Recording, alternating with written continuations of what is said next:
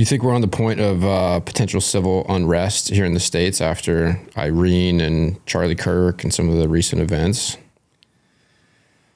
Yeah, I mean, we're not talking to each other. And the guy who was willing to talk to other people in a very respectful way and just in the arena of ideas, when they couldn't beat him in that arena, they figured out they'd kill him, right?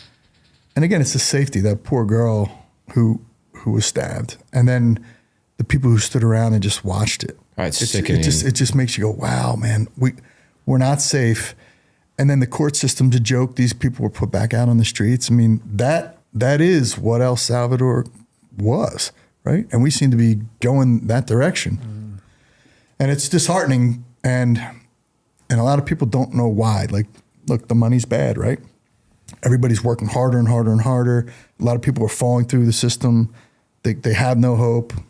Young people are super frustrated because they can't afford anything. And it's easy to look out the window instead of look in the mirror and, go, well, what do I got to do to make this right? But it's getting harder and harder to look in the mirror and say, as a young person, what shot do I have? And even the ones who are willing to put in the work, those jobs might be gone through AI. So they're very concerned about that too. Like, why would you sit in school and study to be an accountant right now? You will have no job by definition by the time you graduate if you're a sophomore, right? So it's a tough spot for them. And all of that leads to just angst and social unrest, and it plays itself out in many different ways, and we're seeing it. It's heartbreaking. I know Bitcoin is the solution, and Bitcoin can fix all this. But like you said, what does that transition look like? But I do think that it's probably going to get a little bit worse before it gets better. It's just my gut because of the pace. I'm very frustrated with the pace of adoption. When you sit and you know something for so long, a decade, and you're like, this is the answer. Hey, look over here. Everyone's like, whatever. Yeah, I mean, this guy knows. Yeah, well.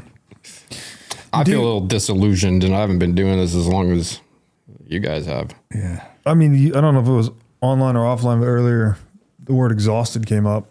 And it's not so much, like, I still enjoy having these conversations talking about Bitcoin, but yeah. I do feel exhausted studying the problem and talking about the problem and talking about human history and all the darkness and all this. Like, Nietzsche said something like, don't look too long into the abyss or it looks back into you. It's like, I'm like tired of looking into that. Yes.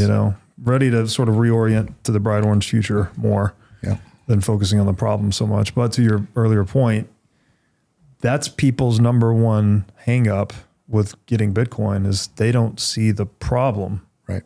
Because they've been in a US dollar regime that's more or less functional for them, right? They can open a bank account and blah, blah, blah. And so,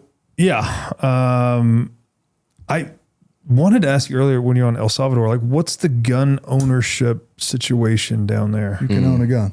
You can own guns. Yeah. Okay. I went to the presidential palace with my partner Max, and he had his 45 on the seat next to us. I'm like, hey, he's like, yeah. I am not exactly sure about non-citizen gun ownership, but I'm pretty sure it's just a paperwork drill, and you can get it. The other great thing down there is there's no real estate taxes. Once you buy a property, that's it. You own it free and clear. Wow. You can actually own property there. Yeah. Can't even do that in the U.S. No, you never really own your property in the U.S., right? And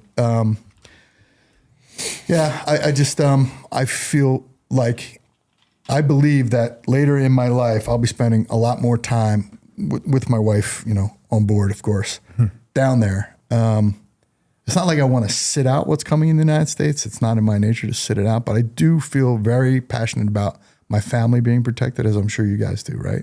That's priority one for me. Like, if things go sideways, I love my wife, but no one's going to look to my wife to figure out what to do. They're going to look to the man in the house, and that's me. So if I'm being oversensitive to these things and over prepared, so be it.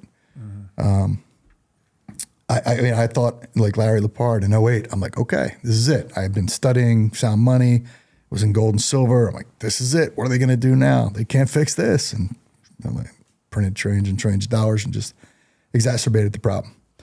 And I was the crazy guy, right? You're the crazy dude with a generator until the power goes out, and then everybody's your friends. I got generators in a Faraday bag, dude.